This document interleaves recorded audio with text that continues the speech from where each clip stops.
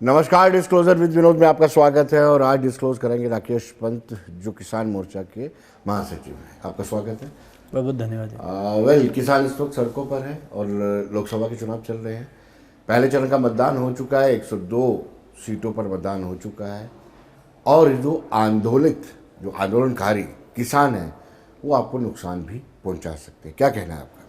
देखिए विनोद जी, बड़ी अच्छी बात कही आपने कि आंदोलनकारी किसान, बिल्कुल किसान हमेशा से आंदोलनकारी रहा है और ये भी एक आंदोलन है कि भ्रष्टाचार की जो नीतियां कांग्रेस की और बाकी उनके जो एलाइज हैं उनकी रही, तो उनको दोबारा वो सत्ता में ना आए और प्रधानमंत्री जी तीसरी दफ़े इस देश की बागडोर संभालें और आपकी बार 400 पार का जो नारा है उसको लेकर किसान जो है वो सड़कों पर है। और रही बात ये जो आंदोलनकारी आप किसान कहते हैं, ये सही मायनों में मुझे लगता है किसान नहीं, आपने पीछे के सारे जो इनके क्रियाकलाप हैं उनको देखा होगा। और यहाँ तक किसानों की बेहतरी की बात है तो प्रधानमंत्री जी ने इसी देश में वो 3 कानून जो हैं वो वापस लिए। किसानों जब उनको लगा कि किसान जो हैं वो इससे सेटिस्फाई नहीं है तो उनको वापस लिया गया। तो इसलिए आए दिन जो है वो इस तरह का एक एजेंडा लेकर चलना और कुछ ताकतों के हाथों में खेलना, मुझे लगता है ये आंदोलन नहीं कह सकते। हाँ, किसान जो है, जो इस देश का किसान है, देश हितैषी किसान है और वो प्रधानमंत्री जी के साथ है और उनकी नीतियों से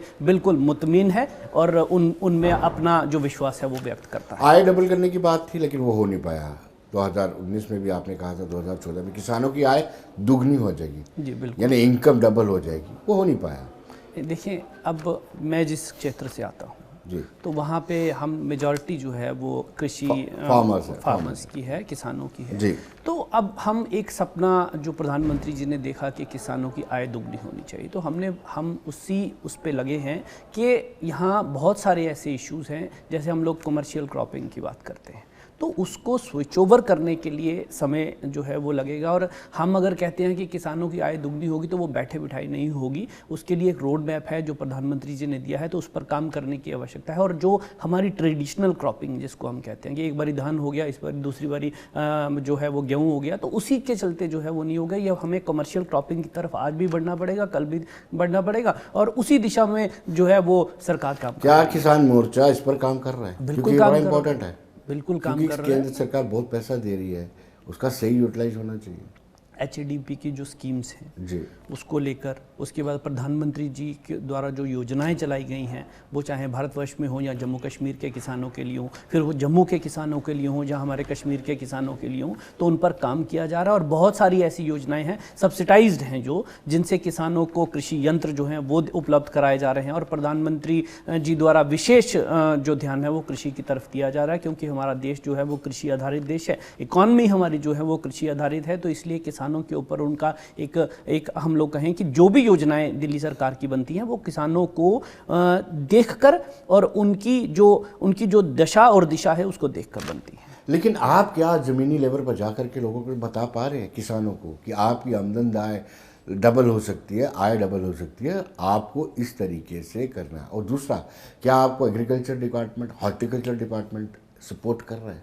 बिल्कुल, हम लोग जब भी अभी चुनाव का समय है और उसके पहले भी अगर मैं आपको कहूँ तो हम लोग ने कश्मीर और जम्मू दोनों संभागों में जो है वो खासकर ज़मीनी स्तर पर हमने काम किया है, किसानों के बीच में गए हैं, उनको बताया है कि किस तरह आप लोग काम करें और ख़ास करके जो नई टेक्नोलॉजी है उसको लेकर और उसकी जो ईजाद करके उसको और उनका इस्तेमाल करके हम लोग जो है वो काम कर सकते हैं, अपनी कृषि की जो उपज है उसको बढ़ा सकते हैं। और जितनी योजनाओं की अभी आपने बात करी, किसानों के बीच में जाना, उनको लेकर उनके साथ बात करना, और मैंने अभी HADP की बात करी और इसी तरह की और सारी योजनाएं हैं, किसान सम्मान निधि की बात है, बड़े पैमाने पर किसानों को जो है वो एक तरह से बूस्ट किया जा रहा है ताकि वो किसान जिसका प्रधानमंत्री जी ने सपना देखा कि किसानों की आय दुगनी हो, उसके लिए हम काम कर रहे हैं और जमीनी स्तर पर। चलिए राकेश जी, आप सियासत पर आते हैं। पहला चरण हो चुका है, आप 400 पार की बात करते हैं, कांग्रेस कह रही है इस बार दिल्ली से बाहर। और अभी जो रिसेंटली प्रधानमंत्री ने स्टेटमेंट भी दिया, उन्होंने कहा कि अगर कांग्रेस आती है तो वो अल्पसंख्यकों को आपकी संपत्ति दे देगी या फिर जिनके बच्चे ज़्यादा हैं, इस तरीके से उन्होंने स्टेटमेंट दिया है। तो कांग्रेस ने कहा कि ये बौखलाहट में स्टेटमेंट है, उनको लगता है कि हाथ से सत्ता निकल रही है। ये देखिए, ये इसी देश में तत्कालीन प्रधानमंत्री थे मनमोहन सिंह जी, उन्होंने ये बाकायदा उस पर रिकॉर्ड ये बात है कि उन्होंने कहा कि देश के जितने भी रिसोर्सेज हैं उन पर पहला हक जो है वो अल्पसंख्यकों का है, मुस्लिमों का है। उन्होंने माइनॉरिटीज बात करी। तो यहाँ प्रधानमंत्री जी बात करते हैं, वो देश के 140 करोड़ लोगों की बात करते हैं। आप तुष्टीकरण की राजनीति नहीं कर सकते, तो इसलिए आप कर सकते हैं। नहीं, हम भी नहीं कर सकते, हम कर भी नहीं बात कर सकते नहीं, बिल्कुल हम नहीं कर रहे हैं। लेकिन ये है कि आप ये जो स्टेटमेंट तो 80-20 का ही है, लगभग वही है स्टेटमेंट। नहीं, कि आप जब कह रहे हैं कि ये सारे का सारे आपकी संपत्ति, आपको इवन मंगलसूत्र भी आपके अल्पसंख्यक ले जाएंगे। इन्होंने कहा जी, कांग्रेस की ही नीतियां रही कि उन्होंने जब कहा कि देश के में 100 जितने भी रिसोर्सेज हैं उन पर आप कहेंगे कि मुस्लिम को हक है, तो मैं ये कहता हूं कि प्रधानमंत्री जी पिछले 10 साल से कह रहे हैं कि भाई इसमें 140 करोड़ लोगों का हक है देश के रिसोर्सेज के ऊपर। और आप देखेंगे कि कभी भी पिछले 10 सालों में प्रधानमंत्री जी ने कभी ये बात नहीं करी कि इस पे मुसलमानों का हक है, इस पे हिंदू का है, इस पे सिख का है, तो इस पे है। वो हमेशा 140 करोड़ लोगों की बात करते हैं और 140 करोड़ लोगों को लेकर देश के विकास की बात करते हैं। जी,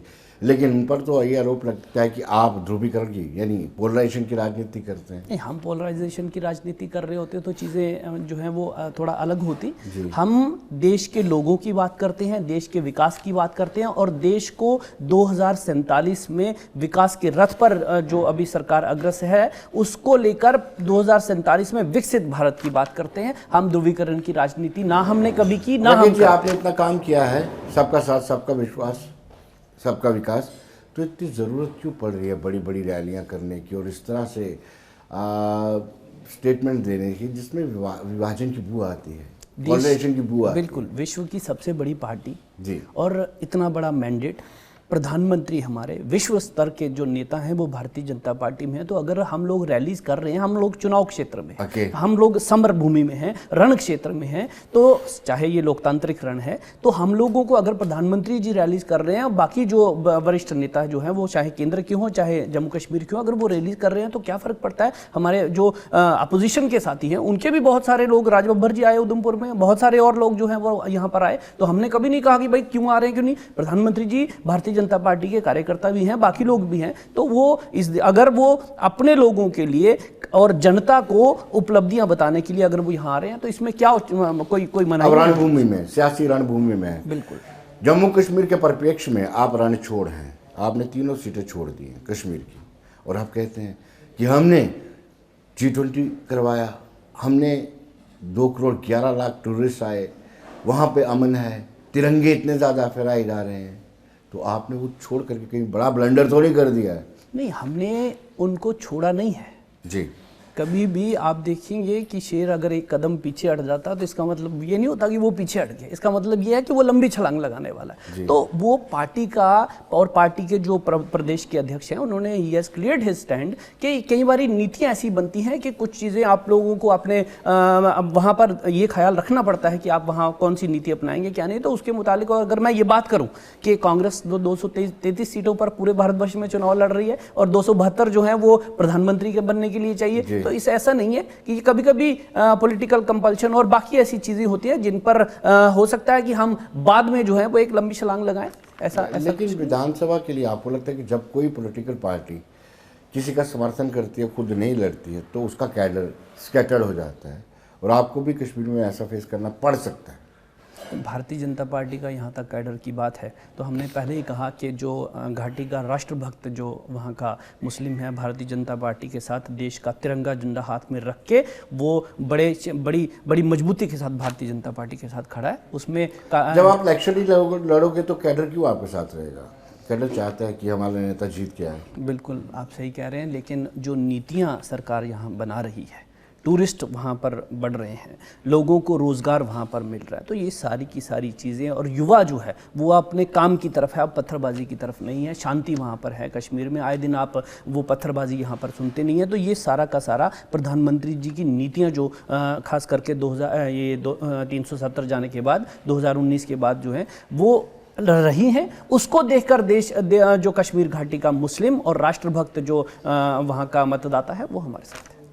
क्या लगता है जम्मू कश्मीर में आपको 2 सीटें जो जिस पे आप लड़ रहे हैं और 3 सीटें जिस पे आप बिहाइंड द कर्टन किसी को सपोर्ट कर रहे हैं, क्या नतीजे रहेंगे उसके? बिल्कुल हमारे पक्ष में और बड़ी मजबूती के साथ मैंने आपसे कहा कि भारतीय जनता पार्टी कार्डर बेस्ड पार्टी है और कार्यकर्ता आधारित पार्टी है, तो हम लोग किसी भी चुनाव को अन्यथा नहीं लेते। हम लोग बड़ा सीरियस लेते हैं, चाहे वो पंचायत का चुनाव हो या जहाँ लोकतंत्र में पार्लियामेंट का चुनाव हो। तो इसलिए बड़ी मजबूती के साथ लड़ रहे हैं और आप नतीजे देखेंगे और उसके बाद मुझे लगता है कि 2000 ये जो अपना कांग्रेस कहती है आपने बड़ा ही ज़्यादा सीरियसली चुनाव लड़ा, 2014 का चुनाव लड़ा, 2 करोड़ नौकरियां 1 साल में देंगे, 15-15 लाख रुपया अकाउंट में आएगा। 2019 का चुनाव आपने पुलवामा के शहीदों के नाम पे लड़ा।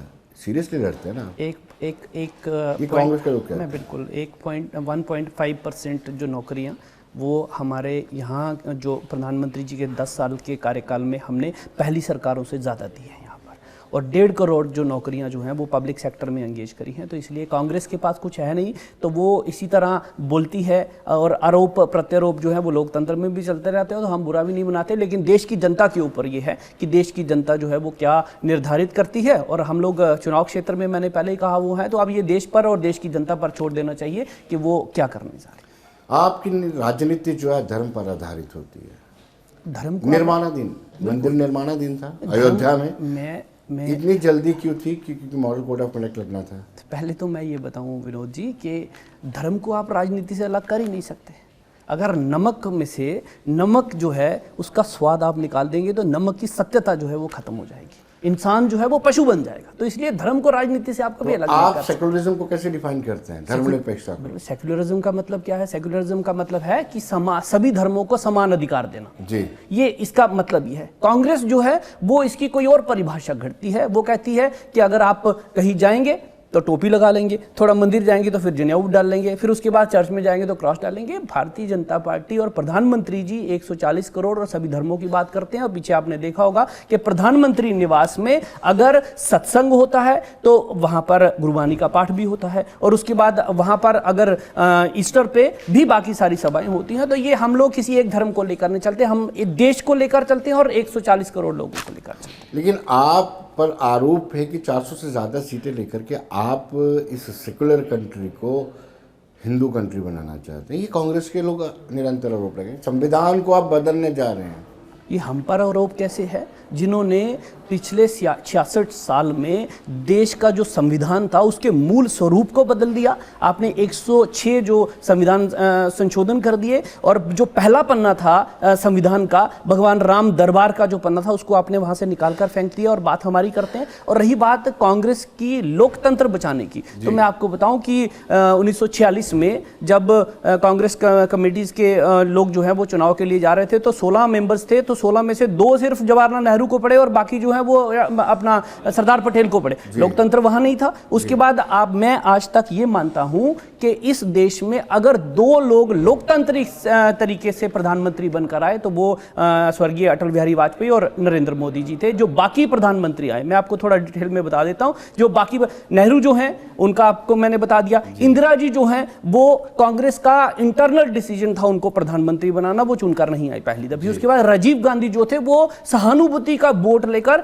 उसके बाद वो प्रधानमंत्री बने। बाकी सरकारें जो है वो कांग्रेस ने खुद गिराई है। तो लोकतांत्रिक तरीके से अगर कोई प्रधानमंत्री बना है तो वो सिर्फ अटल बिहारी वाजपेयी और नेहरू जी बने हैं। और जहां तक इंटरनल डेमोक्रेसी की बात है, विद इन द पार्टी बात कर रहा हूं, आप खड़गे साहब को पार्टी का अध्यक्ष तो बना देते हैं, लेकिन मंच पर उनकी जो निरादर, उनकी जो डिसरिस्पेक्ट जिसको हम कहते हैं वो होती है, उसको आप नहीं। और आप परिवारवाद, नड्डा साहब को बड़ा सम्मान मिल रहा है। बिल्कुल सम्मान मिल रहा है। नड्डा साहब की हार से बाहर निकाल दिया जाता है इशारा करके, चलिए। ऐसा नहीं है। नड्डा साहब की वायरल हो रहा है। नड्डा साहब राजनाथ सिंह को पीछे कर दिया जाता है इशारा। नड्डा साहब की अध्यक्षता में, नड्डा साहब की नहीं ऐसा नहीं है। ये एक देखने का हमारा तरीका हो सकता है। नड्डा साहब की अध्यक्षता में पार्लियामेंट का चुनाव लड़ा जा रहा है और पिछले जितने भी चुनाव हैं वो उनकी अध्यक्षता में लड़ेंगे। और मैं एक छोटा सा कार्यकर्ता अगर यहां पर आपके चैनल में बैठा हूं तो ये मुझे लगता है कि ये लोकतंत्र की सबसे बड़ी विजय है कि कहां एक गांव से उठकर जो है वो आपके चैनल में आ जाना और यहां इंटरव्यू देना।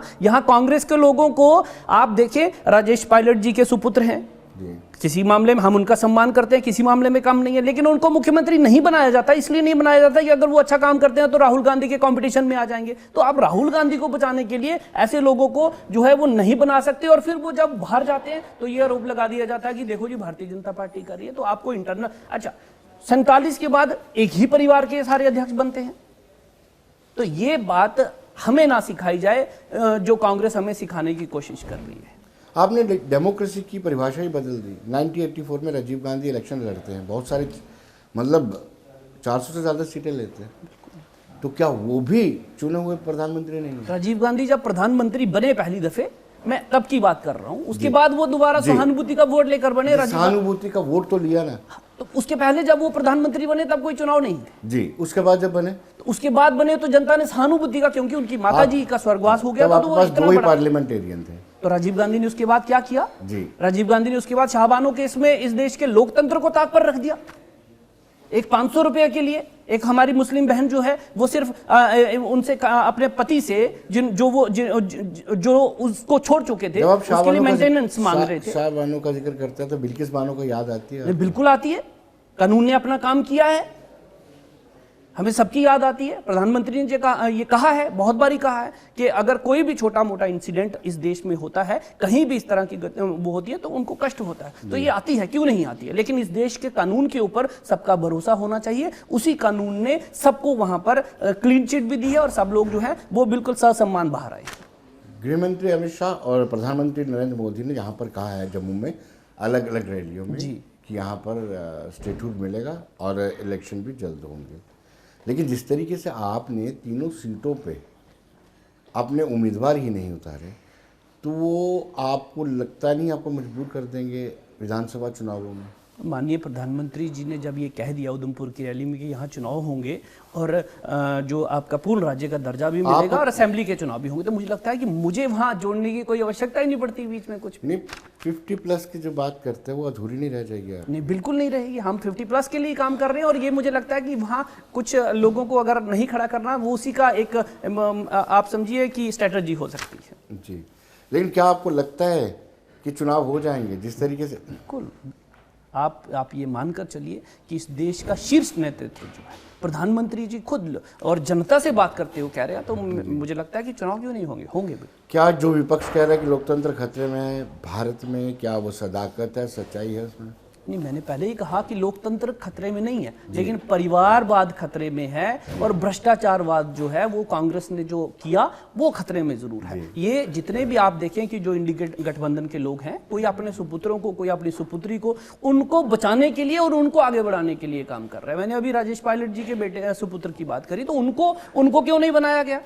तो ये सब के सब जो है वो परिवार को बचाने का काम कर रहे हैं। किसी को इस देश की चिंता नहीं है। देश अगर सही मायनों में किसी के हाथ में सुरक्षित है तो प्रधानमंत्री नरेंद्र भाई मोदी जी के हाथ में सुरक्षित है, और देश की जनता ये बखूबी जानती है। इसीलिए हम 400 पार का, उन पर विश्वास है, तो इसीलिए हम 400 पार का नारा लगा। बिल्कुल, आपने ठीक कहा। लेकिन आप कहते हैं कि भ्रष्टाचार मुक्त प्रशासन दिया जाएगा, सब के सब भ्रष्टाचारियों को आप अपने साथ जोड़ रहे हैं।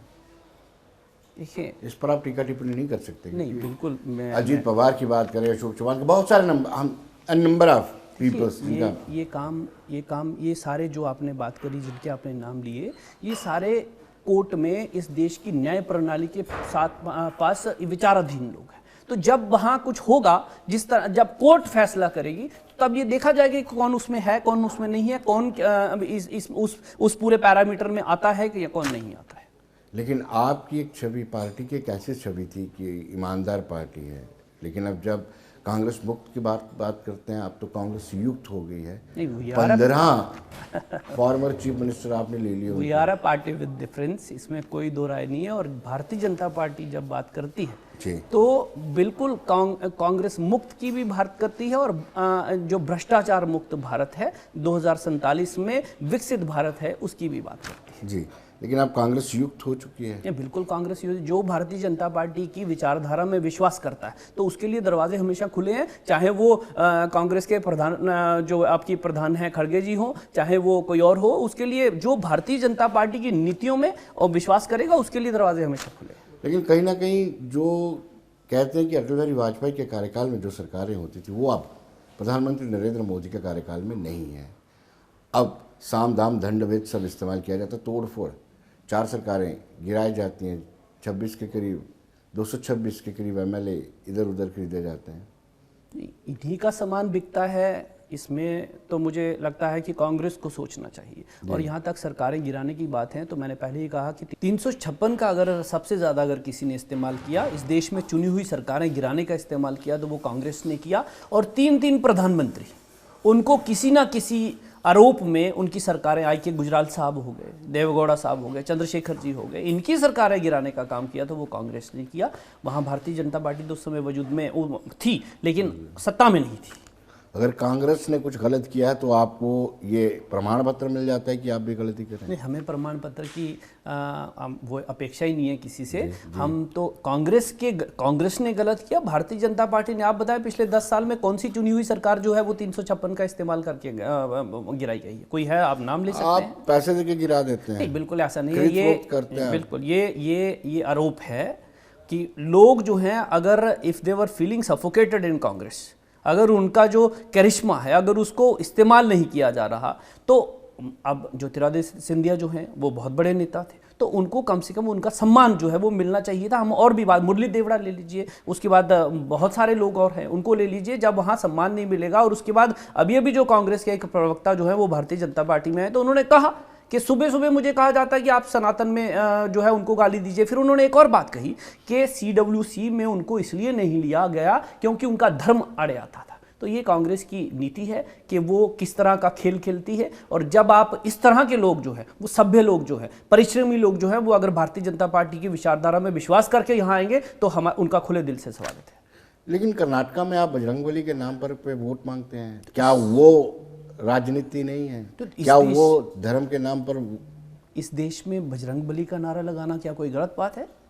इष्ट हैं हमारे, तो मुझे लगता है कि हर देश के हर बच्चे को जय श्री राम और बजरंगबली जी का नारा जो है वो लगाना चाहिए, उनकी जय बोलनी चाहिए। चुनाव के टाइम ज़्यादा नहीं, बिल्कुल नहीं, हम तो शुरू से हैं। आप देखेंगे भारतीय जनता पार्टी की जब से उत्पत्ति हुई 1980 में, हम लोगों ने जो अपने संकल्प पत्र में जो मुद्दे रखे, क्या 1980 में हमने नहीं रखा कि भगवान श्री राम लला का मंदिर निर्माण जो है वो अयोध्या जी में होगा? हमने उसके लिए काम किया। आज भव्य राम मंदिर का निर्माण हुआ। आपने उनके लिए काम किया, राम मंदिर के निर्माण के लिए। बिल्कुल, कोर्ट का फैसला था, क्रेडिट आप ले रहे हैं। लेकिन क्या आपको पता था कि लोकसभा से पहले ही प्राण प्रतिष्ठा होनी चाहिए ताकि लोकसभा में उसका बेनिफिट लिया जाए? देखिए, अब शादियां होती हैं घरों में, तो उनका एक मुहूर्त निकलता है, सारी चीज़ें जो है वो उनके हिसाब से जो होती है, तो एक वो ये काम जो है वो इस देश के जो ये इस तरह के जो डिसीजन देने वाले लोग हैं उन पर छोड़ देना चाहिए। ये इसमें हम नहीं आ सकते। और दूसरा, हम तो उनमें हैं कि जो लोग कोई कि आप चुनाव लड़ने के समय अगर हम नामांकन भी करते हैं तो पहले पंडित जी से पूछकर करते हो, तो ये काम उनका है कि कब होगा कब नहीं होगा। जब रामलला तीर्थन्यास ने बोला होगा तब उसका उद्घाटन और रामलला प्रधान प्रतिष्ठा जो है वो हुई होगी। लेकिन उसमें कांग्रेस का नहीं आना और आपका निर्माणाधीन मंदिर में प्राण प्रतिष्ठा करना है, ये दोनों को ही को रिलेट किया जा रहा है। कांग्रेस को किसने रोका है जी कि वो आप वहाँ ना जाते?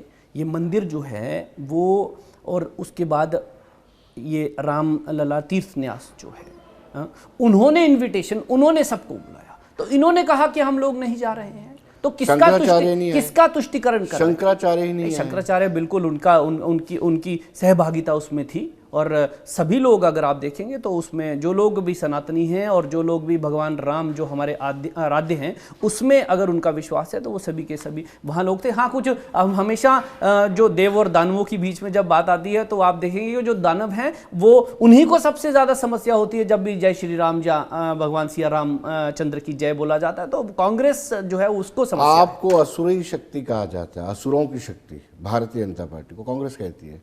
इस शक्ति से हमारी लड़ाई है। कांग्रेस ने धर्म पढ़ा ही नहीं है, कांग्रेस को धर्म का ज्ञान नहीं है। दो विचार, बहुत बारी कांग्रेस ने कहा कि ये दो विचारधाराओं की लड़ाई है, बिल्कुल है और शुरू से है। और ये भी कहा कि ये देश गांधी के हिसाब से चलेगा। हम भी कहते हैं कि ये देश गांधी के हिसाब से चलेगा, लेकिन कौन से के हिसाब? नहीं, ये हमने भी कहा, प्रधानमंत्री जी ने कहा कि ये देश महात्मा गांधी के ही विचारों से चलेगा, लेकिन कौन से गांधी के विचारों से? जो यही कांग्रेस के लोग कहते हैं कि जब उनकी हत्या हुई तो उन्होंने आखिरी शब्द उनके जो थे वो हे राम थे। तो हे राम वाले गांधी से चलेगा या हे रोम वाले गांधी से चलेगा? तो ये उनको सोचना चाहिए। कांग्रेस जो है वो रोम राज वाली पार्टी है। लेकिन इलेक्टोरल बॉन्ड्स को लेकर के वो आपको खूब घसीट रहे हैं। 1947 के बाद जितना चंदा आया, कितनी पार्टियों को आया, किसी को ज्ञात है कि कितना चंदा आया? किसी, कम से कम भारतीय जनता पार्टी की वजह से ये तो मालूम है कि फलां आदमी ने इस पार्टी को इतना चंदा दिया। मैं हिसाब पूछूं कांग्रेस के मित्रों से कि 2000 जब इलेक्टोरल बॉन्ड्स जो आए हैं उसके पहले अगर मैं हिसाब पूछूं तो क्या उनके पास फहरिस्त है, लिस्ट है कि कितने किसका पैसा दिया? तो कम से कम ये अच्छी बात है कि वो आया तो, और लोगों को मालूम तो है, इतनी पारदर्शिता तो है। अश्विनी जी हमारे कानून मंत्री थे पहले, उनका मैंने स्टेटमेंट खुद पढ़ा है, कांग्रेस से थे, तो उन्होंने कहा कि अगर इलेक्टोरल बॉन्ड्स की जो नीति है उसको अगर छोड़ा गया तो देश में फिर से भ्रष्टाचार हो जाएगा, कहां का पैसा कहां लगेगा, इस पर भी हमें विचार करना पड़ेगा। कोर्ट इस फैसले को सिरे से खारिज कर रही है। प्रधानमंत्री नरेंद्र मोदी कहते हैं कि दोबारा सत्ता में आएंगे तो इस पर विचार करेंगे। किस पर? Electoral bond. नहीं, ये किसी ने ऐसा नहीं कहा, कोर्ट ने नहीं कहा, कोर्ट जांच उसमें चल रही है, तो जांच जो है उसका जब निष्कर्ष निकलेगा तो तब चीजें स्पष्ट हो जाएंगी। उसका आंसर जो है उसका वो हम कोर्ट में देंगे। लेकिन जिस तरीके से जिन कंपनियों पर ईडी रेड करती है, इनकम टैक्स डिपार्टमेंट रेड करता है, वो कंपनियां बीजेपी को पैसा देती हैं इलेक्टोरल बॉन्ड में, फिर संदेह तो होगा ही। सिर्फ 3 या 2-3% लोगों के ऊपर जो रेड्स हुई हैं तो उसमें वही कंपनीज हैं। तो हमने सिर्फ इतना कहा कि जो लोग ये यहाँ पर जो भी नीतियाँ रखी गई हैं इसके लिए, अगर कोई उनके साथ खिलवाड़ करने की कोशिश करेगा, पैसा बनाने की कोशिश करेगा, तो वो चाहे कोई भी हो, चाहे वो भारतीय जनता पार्टी की यहाँ पर सत्ता है जिन राज्यों में, अगर वहाँ का हो या कांग्रेस का हो, उनको कानून अपने हिसाब से काम करेगा। उड़ीसा में 370 करोड़ रुपया निकलता है एक ही सांसद के घर से, तो पूछा जाएगा ना कि भाई ये पैसा कहाँ से आया जी। तो ईडी भी उसका अपना काम करेगी और सीबीआई भी करेगी, एजेंसीज भी करेंगी, इंडिपेंडेंट एजेंसीज हैं, किसी के इशारे पर काम नहीं करती। ये क्या इत्तेफाक है कि बीजेपी का एक भी एमएलए, एमएलसी, एमपी करप्ट नहीं है, ईडी का एक भी छापा नहीं मिला? नहीं, तो जो करप्ट होगा वही पकड़ा जाएगा ना। पैसा तो इनके घरों से निकल रहा है, इन्होंने पैसा बनाया है, इसीलिए तो हम कहते हैं कि देश को इन्होंने लूटा है। तो इसीलिए तो जनता ने हमें मैंडेट दिया, 2014 में भी दिया, 19 में भी दिया, और तीसरी दफे देना चाहिए, क्योंकि जनता इस देश की जानती है कि कांग्रेस ने लूट खसूट का जो धंधा था उसको यहाँ पर चरम पर रखा, और अभी भी वो यही कोशिश कर रही है। लेकिन जनता अब समझ चुकी है कि भ्रष्टाचार जो है उसके दिन जो है वो अब वापस नहीं आने वाले, और जो भ्रष्टाचारी है वो इसी तरह जेल में जाने वाले हैं, चाहे कोई भी हो। 370 को आप बेच रहे हैं? 370 को हम बेच नहीं रहे हैं, हमने 370 को हटाकर पूर्ण रूप से जम्मू कश्मीर को भारत के साथ जोड़ा है, जिसके